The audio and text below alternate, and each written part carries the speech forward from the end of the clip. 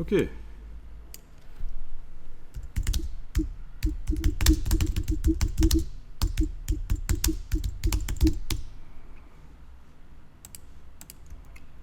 Ok, j'ai tapé une longue ligne ici et je voudrais la mettre sous le mot que j'ai fait là, mais je voudrais que ça garde cet aspect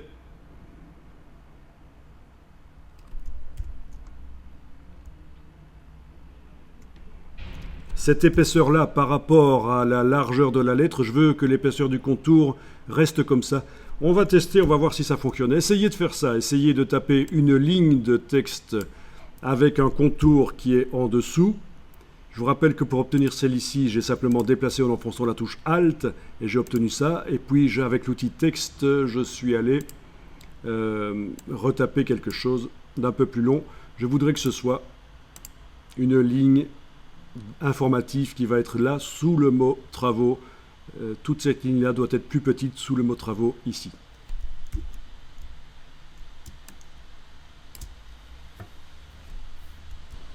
Alors, je sélectionne la ligne d'en bas. Là.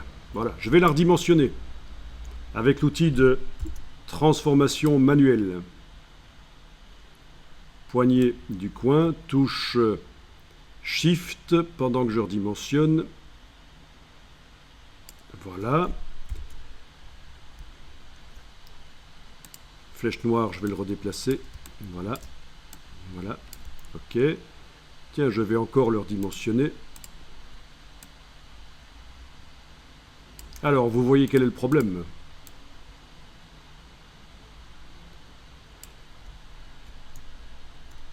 Le contour n'a pas été modifié, il a gardé la même épaisseur. J'ai réduit la taille du texte, mais l'épaisseur du contour, en principe, c'est la même chose chez vous.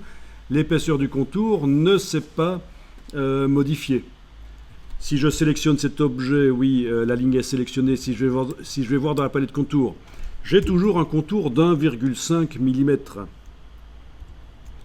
Et au-dessus, l'objet au-dessus, c'est également un contour d'1,5 mm. Donc, c'est pas génial comme résultat.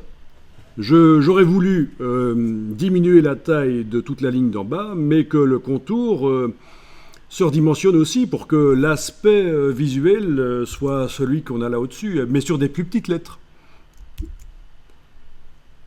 Donc, est-ce que vous voyez comment on pourrait faire? Oui, on pourrait sélectionner ici en bas la ligne et aller changer l'épaisseur. Mais ça peut être fait de manière automatique, en fait, ce redimensionnement de l'épaisseur du contour.